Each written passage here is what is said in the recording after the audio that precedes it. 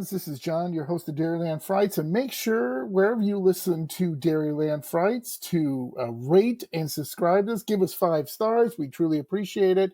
And make sure you give us a review so we can see how we can improve the show, make it better, and stay spooky. My spooky friends, this is John, your host of Dairyland Frights, the paranormal podcast that covers everything spooky, creepy, and mysterious in the Midwest and beyond. And today, again, I am been on a long streak, and it's definitely not going to change because I have another great guest. I have author John Gaspard. Hello, John. Hello, John. It's nice to be here. It's not as spooky as I thought it would be. It seems fairly normal here. Yeah, well, wait till the demons come out from behind here. They like the kind of... Okay, I'll keep an eye out for that. Yeah, they're kind of a pain once in a while. They just like to get on camera. Whatever. So let me introduce you to John here. John is the author of the Eli Marks Mystery Series. And if this is still true, the Como Lake Players Mystery Series, is that correct? That is correct. Those are 2. Eli Marks has 10 books in that series. It's about a magician in Minneapolis who stumbles into and occasionally solves crimes. And the Como Lake Players Mystery Series has 3 books in the series. And it's about a community theater in St. Paul that every time they do a play, someone dies. Wow. I love that. Yes. I love that. And I will, just for a little self-promotion, the first book in that series, Acting Can Be Murder, it has been turned into a play and will be presented here locally in the Twin Cities at Theater in the Round toward the end of November of this year. So great. I have Minnesota listeners, or you want to say Minnesota. I'm from the Midwest. I'm from Wisconsin. So people always like to make fun of our accents. I don't see it, but okay. What accent? They're nuts. And not only that, he also has several standalone novels, including The Greyhound of the Baskervilles. That's great. I love that. A Christmas Carol. Carl, excuse me. Oh, Christmas Carl. Not Carol. You're very confused there. And The Sword and Mr. Stone and the Ripperologist. Is that correct? Those are some of the standalones. Yes, indeed. I love that. And John is super busy because also he has the Eli Marks podcast. Please listen, give him some love. I've been listening to it. It's called Beyond the Page, the Eli Marks podcast. And the occasional film podcasts are obviously, those sound like great podcasts. So what are those about? Well, the Eli Marks podcast, Behind the Page, the Eli Marks podcast, we're in our 6th season right now. Every year we have 24 episodes, and we have 24 guests who are talking about either things having to do with magic or magicians or entertainment in general, or just cool, interesting people.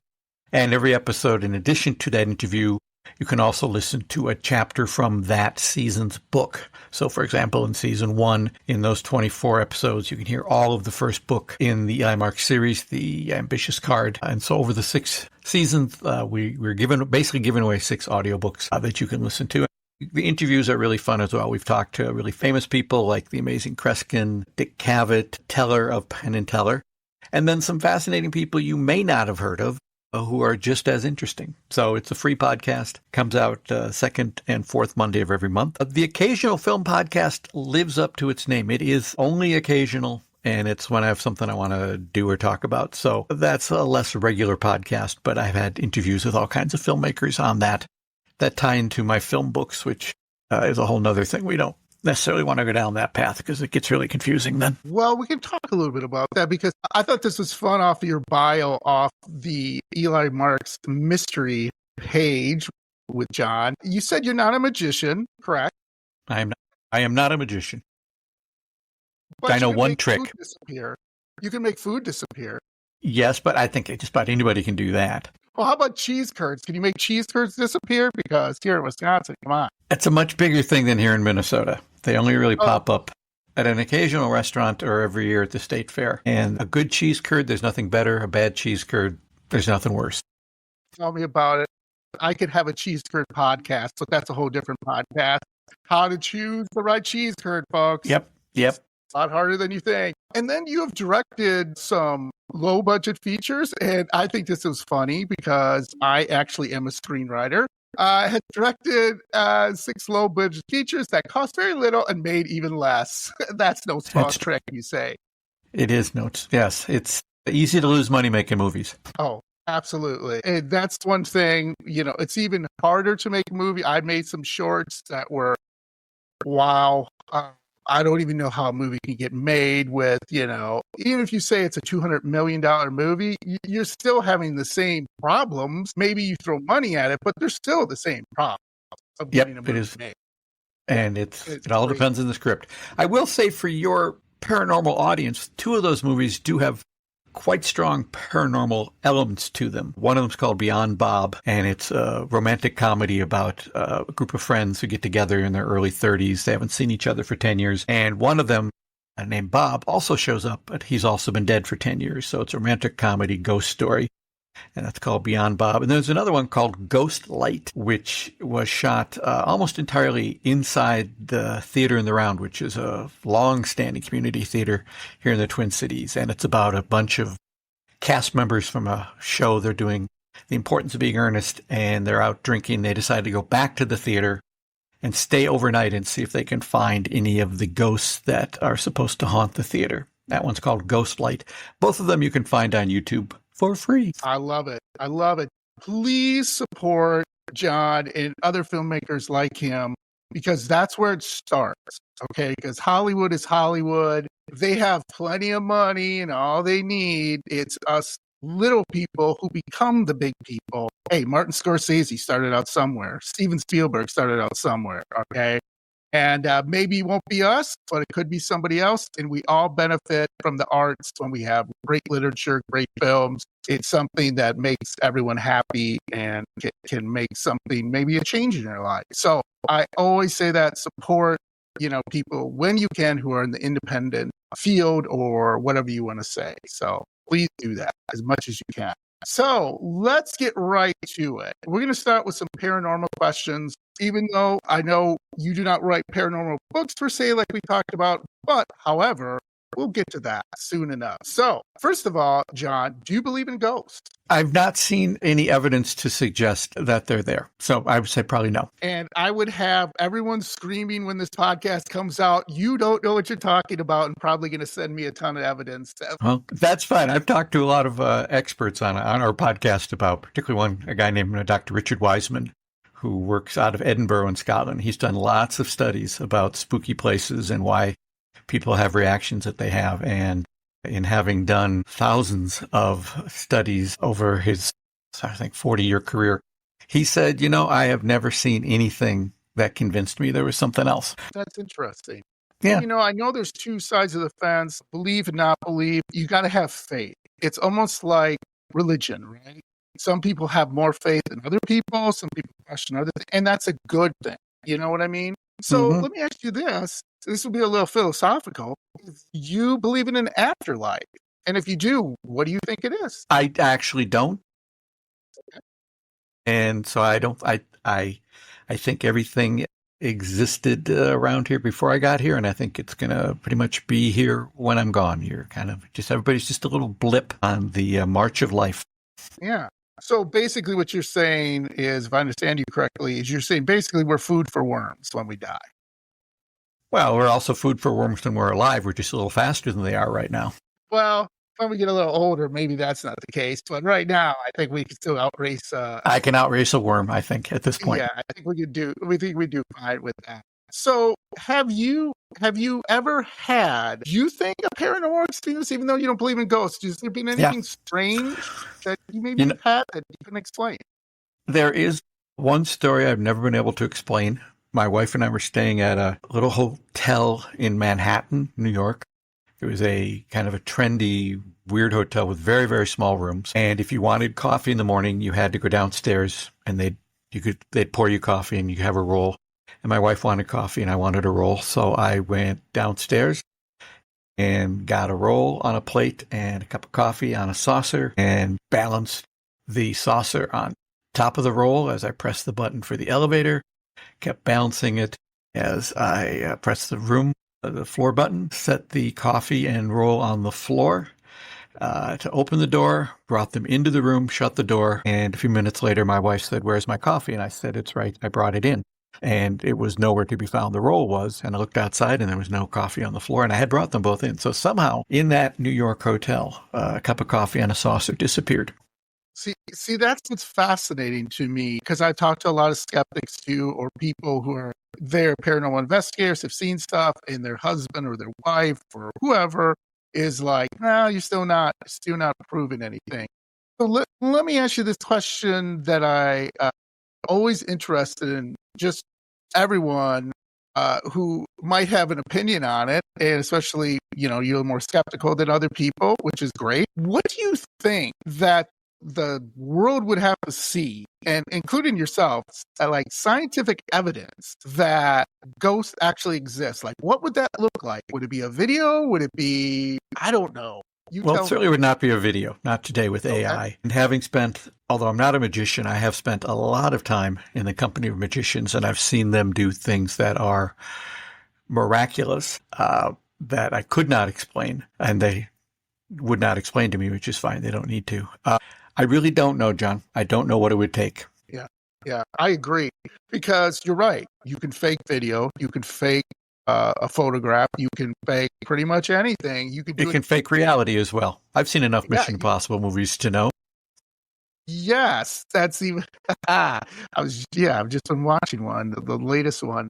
Yeah, and it's so confusing, right? Like, again, it kind of comes back, without getting too philosophical here. It's like, how do you prove there's a God? How do you prove there's a...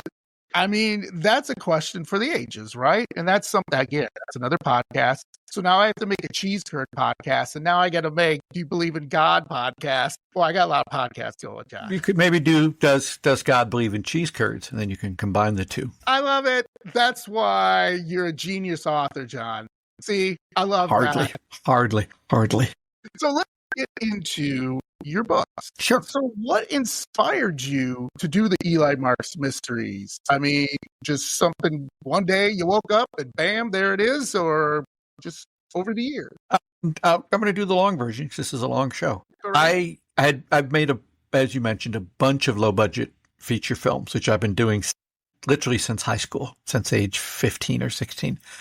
And early on in the process, I was introduced to a book called Breaking Through, Selling Out, Dropping Dead, and Other Notes on Filmmaking by a filmmaker named William Bayer. And it was a great little book that anyone who's about to make a movie should read, because although it is a bit dated, it has lots of really smart advice. And a couple years after he put out that book, he put out a updated version, and the update consisted of him putting asterisks throughout the book, and then at the bottom of the page he'd kind of comment as to how his opinion had changed about these things. And at the end of the book he said that essentially he was finding the process of trying to go out and make movies really soul destroying, and he was not enjoying it, and he was going to sit down and write a novel, and thought he would do that instead of making movies. And that's what William Bayer did for the next 30 years, 40 years. So I always had in the back of my mind, when I get tired of making movies, I could do novels, because I've written a lot of screenplays, and my job in corporate America was writing. So I was not afraid of a blank page, and certainly capable of taking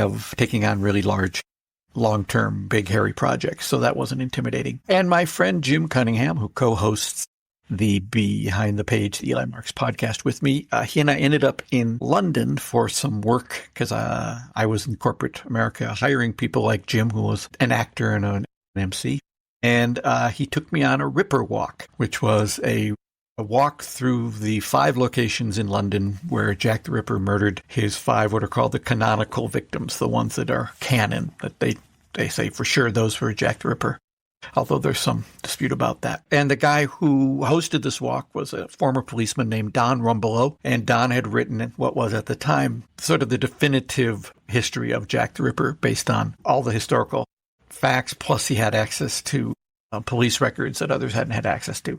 And it was fascinating. So I got sort of interested in Jack the Ripper. And then as I was reading more about Jack the Ripper, I read a book by mystery writer Patricia Cornwall, a nonfiction book she had written called Case Solved, Case something or other. She felt that she had solved Jack the Ripper, and that she had proof that the killer was a guy named, an artist named Walter Sickert. And the book was, I think, sort of a mess. and she made a lot of logical leaps that just wouldn't hold up. And I thought, this is fascinating. I am reading a book by someone who's claiming to understand Jack the Ripper, but really doesn't. And I just took a walk with a guy who is, at the time, probably the foremost expert on Jack the Ripper. What if those two came together and had to work together? And that struck me as a good idea for a book, and that became The Ripperologists, where those two similar kinds of characters, a man who's an expert, a woman who's written what is supposedly a good book on that, Jack the Ripper, although she's not an expert, have to come together because someone is recreating the crimes of Jack the Ripper. And it was an interesting process, writing a novel and getting an agent and doing all that stuff, and it took a couple of years. And I got to the end of it, I thought, I'd like to do that again, but I'd like to do a series, and this doesn't lend itself to a series. I didn't want those guys going after a Manson impersonator or a John Wayne Gacy impersonator. I didn't want to do that. And at the time, because I was working in corporate America, producing meetings and events for other companies, I knew a lot of entertainers, and within that subset, I knew a lot more magicians than most people know. And I realized that they're fascinating people. They have a weird way of looking at the world. They understand deception better than most people because they know where to look for the sleight of hand. And I thought, oh, that'll make an interesting book and maybe a series. And so I just started delving into magic. I didn't know much, and I spent about a year learning enough that I could speak intelligently about it. I took magic lessons from a world-class magician here in Minneapolis named Suzanne, and she taught me how to do the trick, the ambitious card, but she also taught me, just in chatting with her, what her life was like as a professional magician. What is that world like? What are you worried about? What are you excited about? How do you find jobs and all that? And so it took another year or so to write it, but that became the ambitious card. And I was lucky enough to find a company out of Texas that they do mysteries like that. They're called cozy mysteries that don't have a lot of on-page violence or sex, like a Murder, She Wrote would be a cozy mystery. And they liked the book and said, we want to contract you for 3 more. And I said, well, I might write 3 more, but I don't want to be under contract because I already write for a living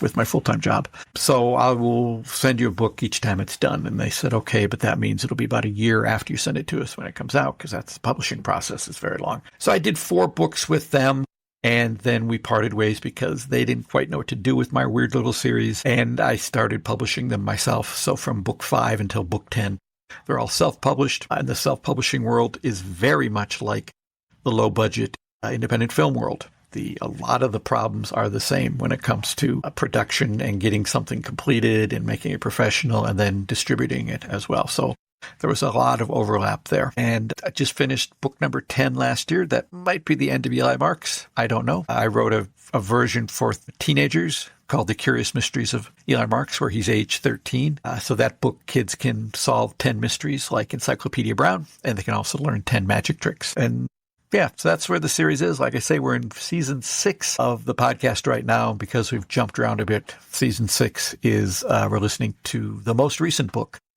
number 10, Twisting the Aces, which takes place at the Magic Castle in Hollywood. Oh, I love that. That's very interesting, your path and how you went about it and everything, because everyone is a little different when they do that. So you kind of told me a little bit about this, but John, how do you develop your plots and your character? Like, just basic outlining, or do you just take it from life or personal experiences, or how do you do that? It's a little bit of everything. The beauty of Eli Marks is he is neurotic and doesn't have a lot of self-confidence. He has been raised by his uncle, who is a master magician who also runs a magic store. And the example I use is, although I'm aging myself by doing it, it's like Frank Sinatra and Frank Sinatra Jr. So Eli Marks is Frank Sinatra Jr. He may have talent. Frank Sinatra Jr. is a talented performer and musician. However, he's always going to be Frank Sinatra's son. And that's what it is for Eli Marks. No matter how good he gets, he's always Harry Marks's nephew. So he has that going for him. And then I would always, not so much lately, but for the first few books, was always studying magic and listening to podcasts and reading biographies and kind of learning stuff, because the way Eli solves the mysteries generally has something to do with a magic trick. Each of the books is named after a magic trick, and the techniques that magicians use are what he looks at when it comes to solving a crime. So generally, I'll think about, where am I going to put Eli as a magician? And one of the things that makes him a good series character is he has a good reason to go a lot of different places. If you remember Murder, She Wrote, they were always trying to figure out ways to get Jessica Fletcher out of Cabot Cove because just about everybody there had been murdered at one point or another. Eli can go reasonably into a lot of different environments. He can be at a trade show.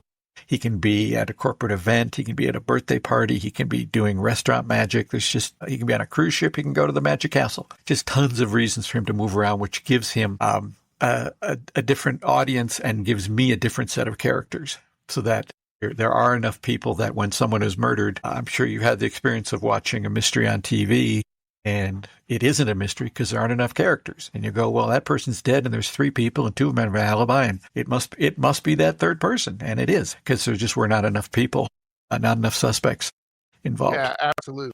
So it's because he's in a new environment every time it allows me to have brand new people. Because once you establish some characters, because they do recur, Uncle Harry recurs, Eli's girlfriend, who's now his wife, recurs, his new step-aunt recurs, he has friend. I mean, they've got to be part of the book, but they can't be a suspect. And even if they are a suspect, you know they didn't do it. Because a recurring character like that is never the murderer. So it's good to put him in front of it. A different audience for suspects, which is why when I did the other series, the Como Lake Players series, that worked out really well because there are 4 recurring characters in that series, but every book, the community theater is doing a different play, which means a different director and a different cast and a different bunch of designers. So there's always new people coming in, but you're still in the same location. Yeah, anyway, so when it comes time to write a mystery for Eli Marks, it's just a question of going, where do I want to put him? What is a good mystery that would make sense for him? What kind of death would be interesting that you can tie to a magic trick? And then you sort of work backwards from the end. You go, okay, well, if that's who did it and that's how they did it and here's how he's going to figure it out, then it's just a question of working backwards until you find the right place to start the story, because you don't want to start it too soon. So people don't want to wade through a lot of exposition, but you also don't want to start it too late where they go, well, wait a second, this is happening too fast. What's going on?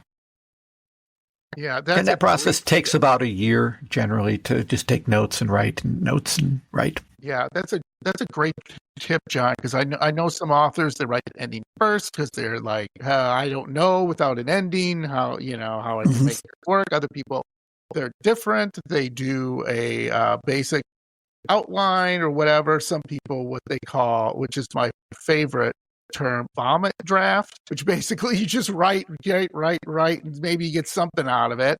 It's just a lot of different things. The more right? polite term, John, that they use is, well, they used to say pantsers, people who write by the seat of their pants. Okay. But our friends in Great Britain don't like that because their pants means underwear. That seems weird. So the term they're using now is discovery writer, where they sit down and discovered as the... It is a little more polite. Exactly. So a good villain, John, is hard to write.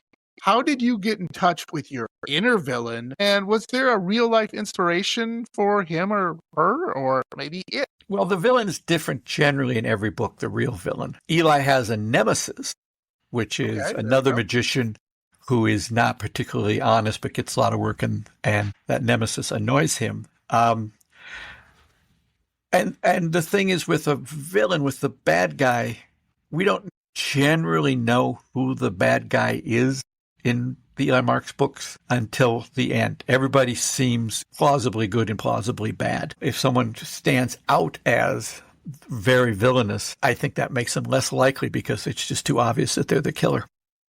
Yeah. But if you have a situation where, like, for example, a Moriarty type character who's fun to write, the downside of that is you tend to want to write more about him than your detective because he's more interesting. The villains are always more interesting. Years ago, I was working on a TV series called Lucky Luke, which was based on a Dutch comic strip about comic books about it was a Western parody. And Lucky Luke wore a white hat and had a white horse. And the series was produced and starred Terence Hill, who was in all the Trinity movies in the 70s, a very big Italian star. And it was a great series called Lucky Luke that he directed. And I was lucky enough to write a couple scripts. And one of the story editors on it said to me when I turned in my writing partner and I turned in our first draft, and he said, I see what you're doing here. The bad guys in the series are called the Daltons. The worst one is they're four brothers. The worst one is named Joe. And you're giving Joe all the best lines because he's fun to write for. But I have to remind you that the show is called Lucky Luke. And there was a very good lesson to go, yes, the bad guys are more fun to write for, but you have to serve your hero at least as well as you serve your villain. Yeah, exactly. And do you write from the standpoint that the villain is always stronger than the hero? Because there are some authors who they want the hero to work, like to earn it.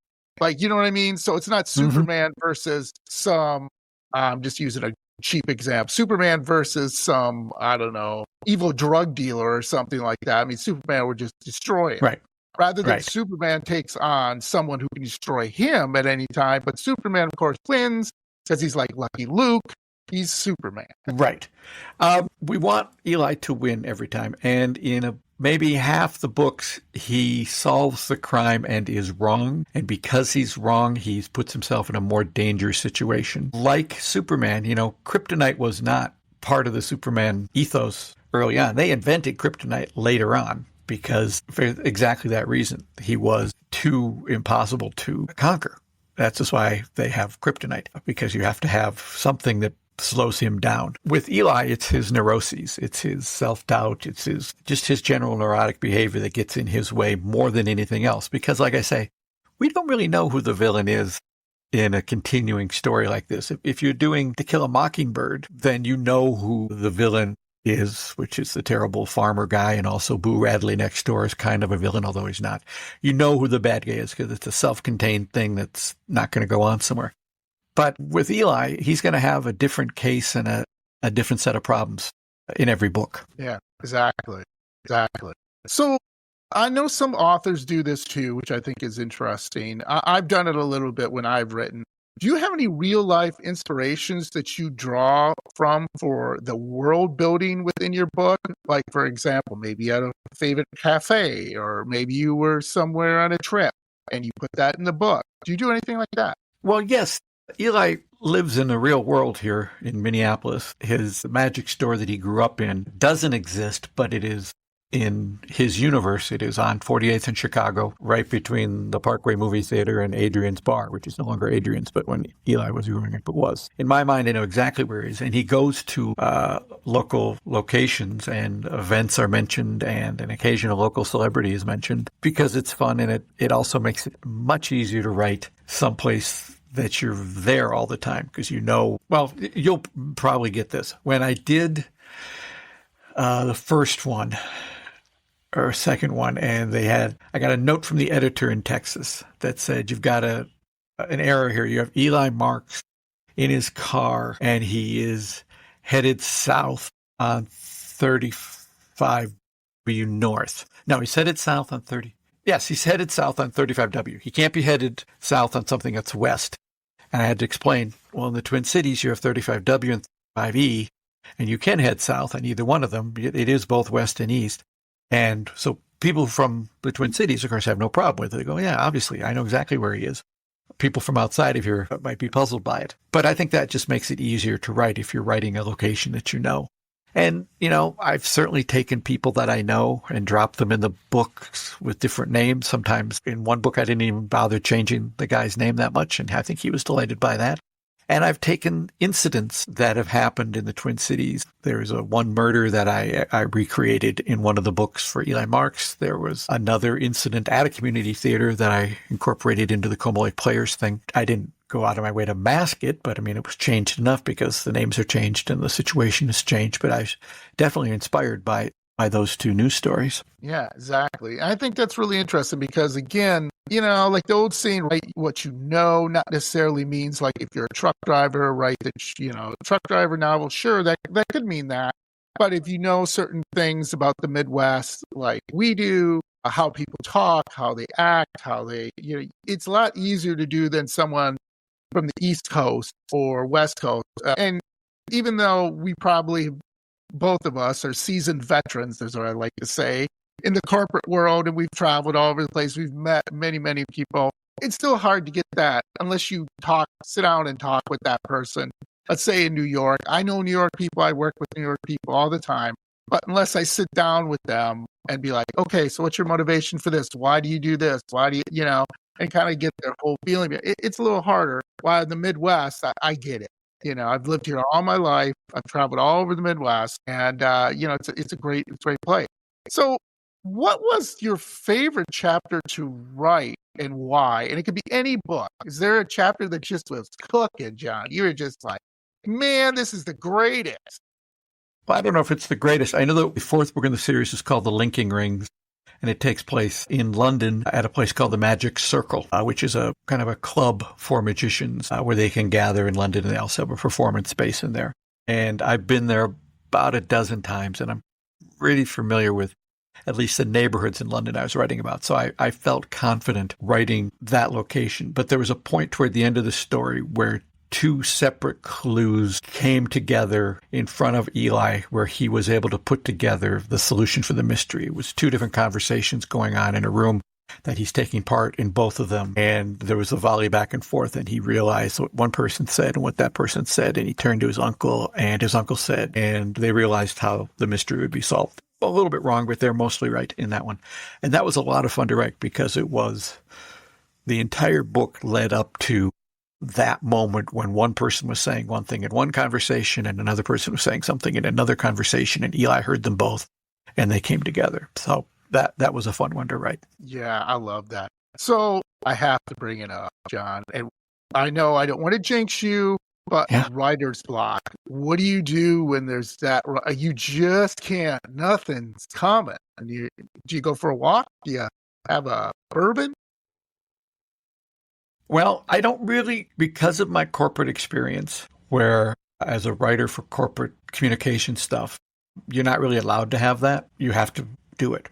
So I don't really run into that. If most of my writing time is not spent writing, it's spent walking around, walking the dog, or doing something else, or cleaning up the house, and I'm sort of thinking about it. And when I'm ready to sit down and write, then I sit down and I'm able to write it. So I'm not staring at a blank page, because I'm not sitting down to write until I'm ready to write. And it also helps that for each novel, I've done a fairly detailed outline, so I know how I'm getting from point A to point B to C, and I fairly detailed up for about 3/4 of the book, and then the last quarter, in addition, besides the ending, which I know, I kind of keep that a little bit loosey-goosey in case things change. But in the first book, The Ambitious Card, which was my first attempt at doing this sort of mystery, I reached a point about halfway through where I realized that I had run out of suspects, that they were either all dead or in jail or in the hospital. And Eli is left standing there with no suspects, no realistic suspects. And so I had to go and rewrite I added a suspect and moved things around. So I realized I needed to fix that early.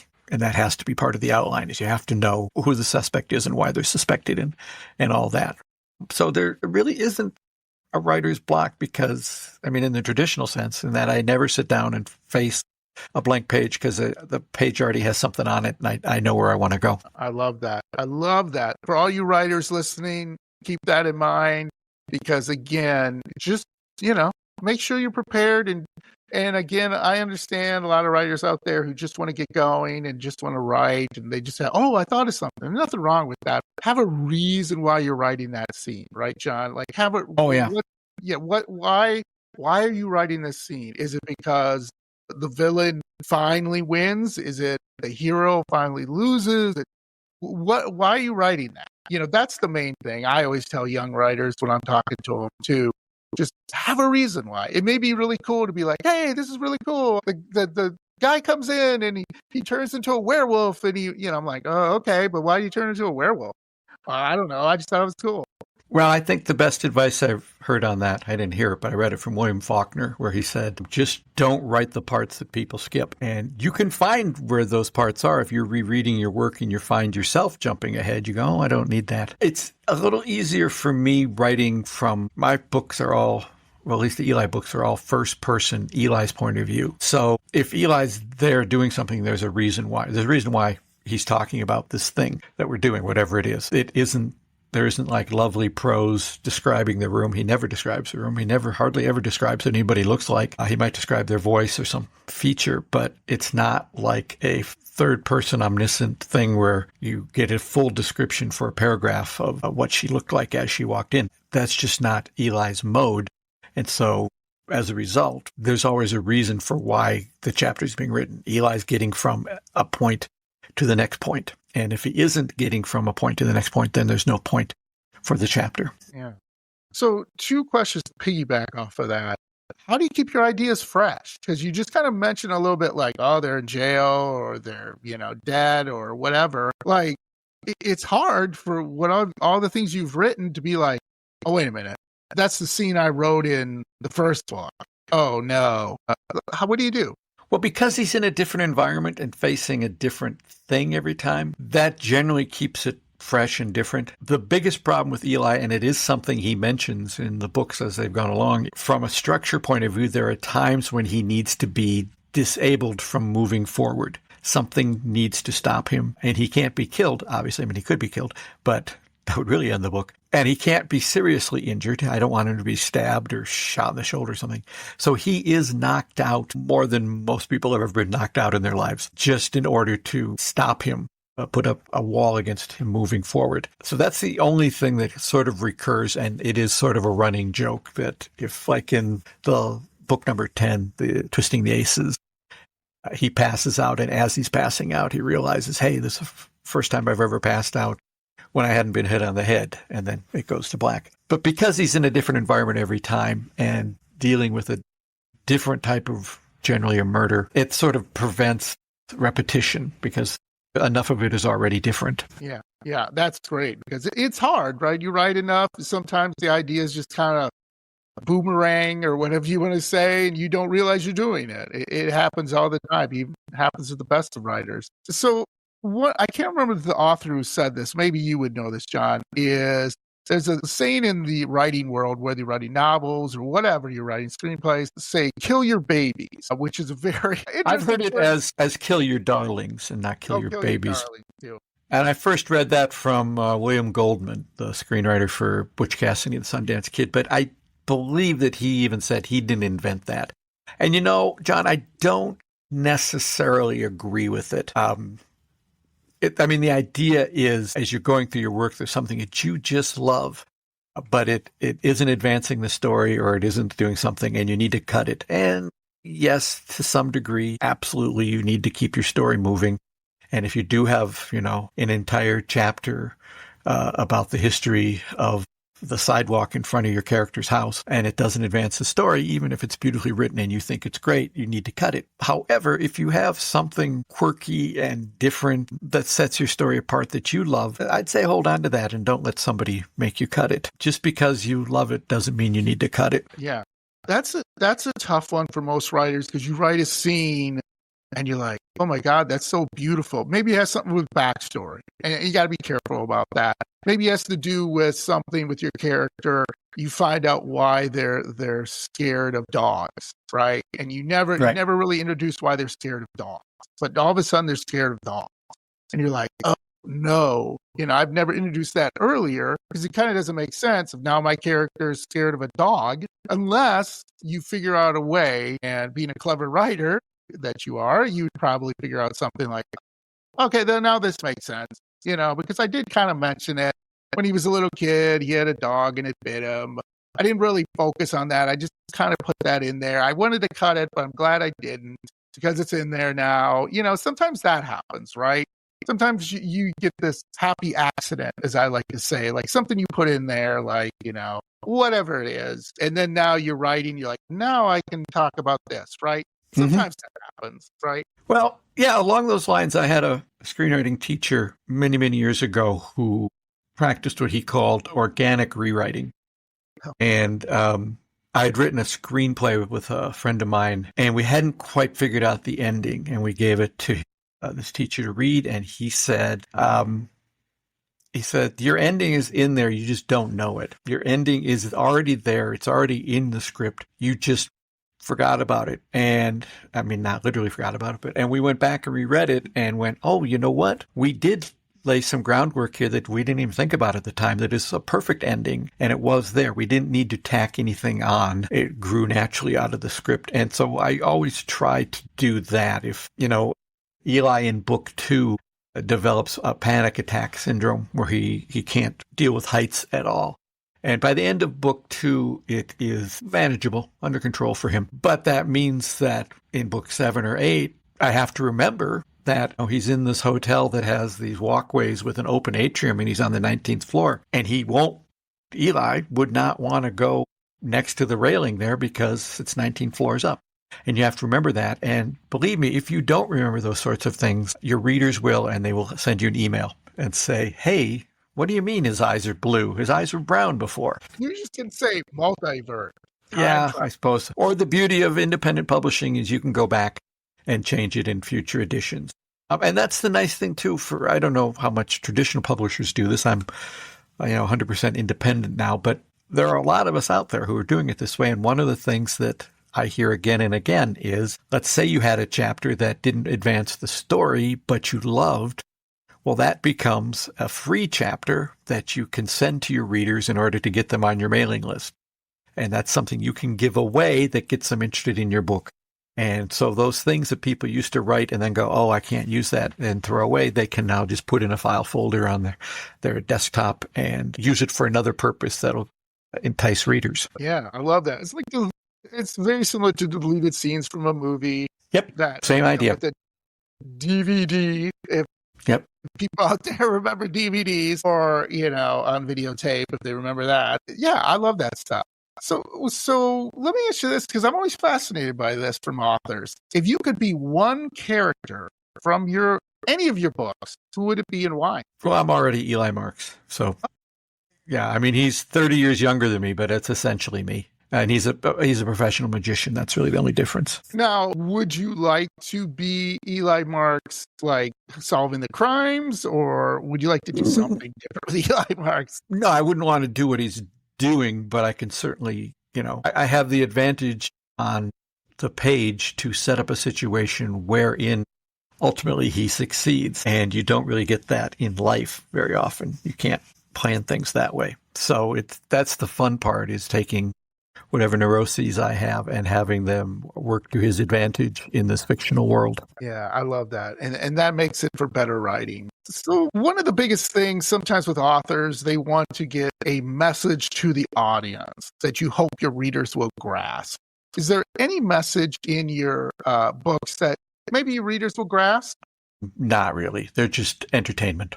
They're just fun. Yeah. And what if someone, though, because this happens from time to time, you might get an email to say, well, what are you saying? Eli Marks should never quit? You think Eli Marks should do this or be a magician?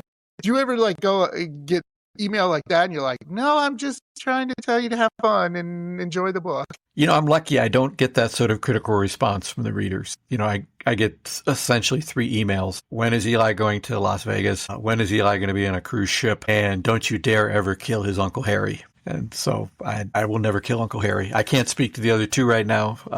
It used to be 4, because it used to be, when is he going to the Magic Castle? But now we did that in book 10, so we don't need to worry about that. I love that. That's my next question. People must say, well, why doesn't he be in, I don't know, Egypt? Or why doesn't he go to Ireland? Or why doesn't he, and that's kind of hard, right? Because you're like, yeah, sure, but does it make sense?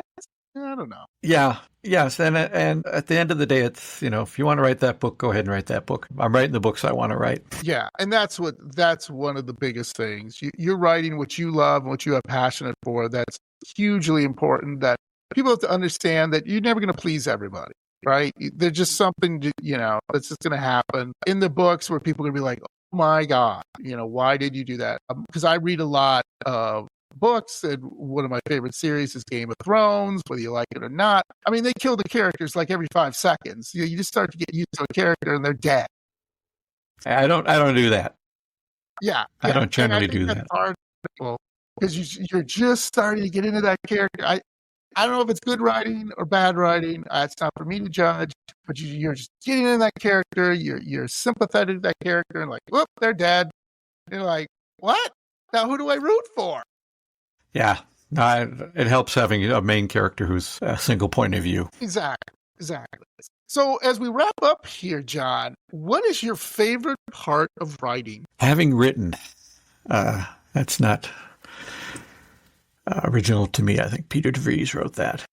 Best part of writing is having written. The best part, and I was even seriously considering stopping at that point. When I started the series, one of the things, having done the Ripperologist book and having read the Patricia Cornwall book, where there was so much that was, if not wrong, certainly questionable, I wanted to make sure that mystery lovers would like the Eli Marks series, that they would be completely fair and that all the clues you need would be in there. And I think I've done a pretty good job on that. But also I knew that a percentage of the readership would be magicians, professional magicians, amateur magicians, weekend magicians, people with an interest in magic who don't perform but who love magic. And I wanted to make sure that I got all the details right, that the way he ran his life, the way he ran his business would be understandable and correct to a magician, but also the way he dealt with an audience, the way he did tricks, the description of the tricks was correct. If he was doing a trick called the invisible deck, there's certain steps you have to take in a particular order, and I wanted to make sure those were correct. And I think I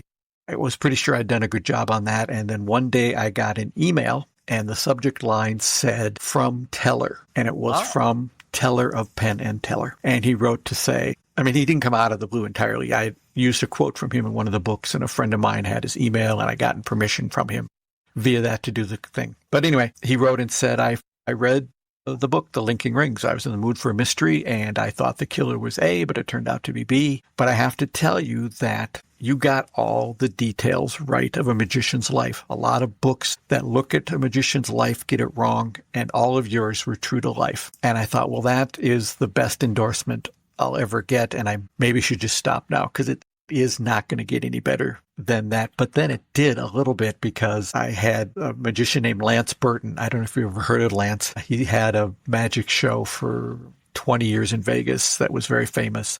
Within the magic community, he is on a par with Teller, if Lance tells you something. And he came on the podcast and began his interview with us by saying, "I am the biggest fan of Eli Marks in the world. When we're on tour, we listen to the Eli Marks books on the bus. There is no bigger fan of Eli Marks than Lance Burton." So with that and with Teller, it's like, well, okay, mission accomplished. I can move on to something else now. Yeah, absolutely. Those are tremendous, platitudes about any, just wow. I love that. Yeah. So now, what's your least favorite part of writing? What do you like the least? As an independent writer, the hardest part, as it was when I was making low budget movies, is distribution, getting them out there. I mean, getting them out there is easy, very easy with movies and with books now. You press a button, it's on Amazon all over the world. That's easy. But getting people to find it and doing the marketing, the promotion is the hardest part. It's stymies, smarter writers than me. I try not to worry about it very much, because I enjoy making the books, and when people find them, that's fine. And I try not to knock myself out doing ads and promotions, things like that. It's fun being on a podcast like this, where we can chat about writing and your thoughts on it. And if people are interested, they can look up the books and read them. I always tell people, check with your local library first. And if they don't have the books, ask them to get them, because not only do you get to read them then, but then other people get to read them. So that one book purchased by the library goes a lot further than the one book purchase you do if you buy it yourself. But that's just my little soapbox about libraries. So the least favorite part is marketing. And so I just don't, basically. So this is a loaded question, as they say. All right. Is there a book in you, John, that you haven't written? There's just something that keeps coming up, like, I should write that someday, but I don't know. No, because generally when they, a couple years ago, I was talking to a guy who had written a book about the movie Harold and Maude, which I'm a big fan of that movie. And it ran for 2 years here at a theater in Minneapolis. And I was there a lot, and I had a connection to it that a lot of people didn't have. And he wrote a very good book about the making of Harold and Maude. And I chatted with him on the Occasional Film Podcast, and I got a note from my brother, who's 4 years older, and he said, "Why didn't you write that book?" And I thought, well, I don't want to write how that movie was made, but I do know a lot about how it became a cult film here in Minneapolis. And so I sat down, and for 2 years, I wrote that book. I'm in a position where if I want to do something, like right now, I enjoyed that process so much, and going back and doing the historical research on what was happening with that particular theater and with that movie between 1970 and 1974, that I thought, well, it might be fun to do that same thing with movies that were shot in Minnesota, because a lot of movies have been shot in Minnesota, starting with Airport, maybe most famously with Fargo, but there's a lot of stuff in between there as well. The idea occurred to me, and that's what I'm working on this year. So there's nothing that hasn't been done yet that I want to do. Something else will pop up, I'm sure. Yeah. Yeah, I love that you have the freedom to do that you don't, it's having an agent, having a manager. I'm not saying it's a bad thing, but sometimes they push you into things. Why don't you write a book about sci-fi? Why don't you write a book about, a serial killer in Minnesota? Why don't you, and you're like, I don't really want to do that. Well, too bad you're going to do that because, you need to make money and I need to make money. And then it turns into that. And then you write some probably not a great book, or maybe you get lucky and you do. And now you're pigeonholed, right? Oh, you wrote this book about a serial killer. I really liked it. Now I'll write more serial killer books. You're like, I don't want to. Sorry, well, that's the problem with traditional publishing. That's why if you're an independent author, you can really can succeed or fail at your own pace. Absolutely. So last question for you. If you couldn't be an author, John, what would your ideal career be? I'd just go back to making movies, I guess. Yeah. Would you be a director, producer, writer, all those things? I've done all those things. Yeah. It's more of a young man's game. Yeah. Than now, but it's always a nice group activity to take part in. And I'm sorry, I have two more questions, just really quick ones. I don't know, John. You said that was the last question. I'm sorry.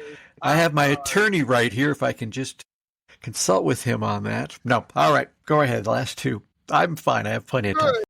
I have my attorney here, right here, too. So let's have them talk, and then I'll ask you the question. How's that sound? What is your favorite book? My favorite book? I don't know if I have a favorite book. Okay. I have some favorite authors. Okay. I like Raymond Chandler, Lawrence Block. Recently, I've been getting into P.G. Wodehouse. Jump back in time. I'm a fan of James Thurber. Peter DeVries was a lovely writer who kind of has disappeared from people reading him. There's a local writer from the Twin Cities area in the 20s, 30s, 40s, and 50s named Max Schulman, who was a very fun comic writer, best known for having created Dobie Gillis. Yeah, I have no prejudices. I read all kinds of stuff. Yeah, I love that. And then I suppose you're going to give me the same answer for this. What's your favorite movie? Well, that changes depending on the day. Obviously, Harold and Maude is way up there because I saw it a lot of times when it was here in Minneapolis and I got to meet the stars and hang out with them. And I had enjoyed the process of writing the book, but it's not a movie I'll throw on. I'm a big fan of Sidney Lumet's version of Murder on the Orient Express, which is a very nicely constructed piece of work. Yes, that is a really, really good movie and everything. Yeah, it's hard. I'm like you, John. I don't, unless you get into specific categories, like what's your favorite sci-fi, what's your favorite drama, what's your favorite comedy. Sometimes I can tell you exactly what's going on. And there's certain movies you got to be in certain mood, right? Yep. Harold and Maude is one of my favorites, but so is Schindler's List. Now, am I going to throw those movies on? Probably not. That's a fun double feature. Okay. Yeah. So again, nothing that you invite a group party over and be like, hey, people. No. That would be an awkward party. Let's just say it. Indeed. John, you're great, amazing. I could talk to you for hours. I just really love all the interesting stories you told as well about your books, how you went about it. Just love learning that about authors and how their process works. But tell my spooky friends, hey, where can they find you? What you got coming out? And yeah, that'd be great. Well, the latest book is the Harold and Maude book, which is called Held Over, Harold and Maude at the Westgate Theater. They can find just about everything that I've done at albertsbridgebooks.com. That's albertsbridgebooks.com.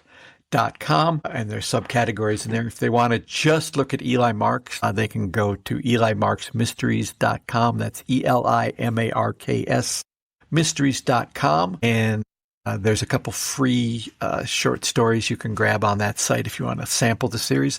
I think you can also grab the audiobook versions of those short stories if you want to do that, or just tune in to Behind the Page, the Eli Marks podcast, where you can hear 6 out of the 10 books for free. Love it. Love it. So please support John, or other independent authors. I'm a big, big proponent for that because, again, this is what makes, in my opinion, really the literary world, the movie world, worth watching because these people are doing it for the love. You know, we're not making tons of money. We're not having assistants do our hairs and interns get us coffee and we're in a big studio and we got a mansion full of, you know, people just doing our every little need. No, we do it for love. This is the only reason why you should ever do, in my opinion, again, art, because you're showing why you love it, and then people get the most out of that rather than, you know, hey, a popcorn movie for a reason. So that's just kind of my 2 cents on my soapbox. All right. Love it. Thanks, John. This is amazing. Thank you, John. And you are welcome back anytime. And I always tell my friends, keep reading and stay spooky. Bye, John. Thank you. Bye-bye.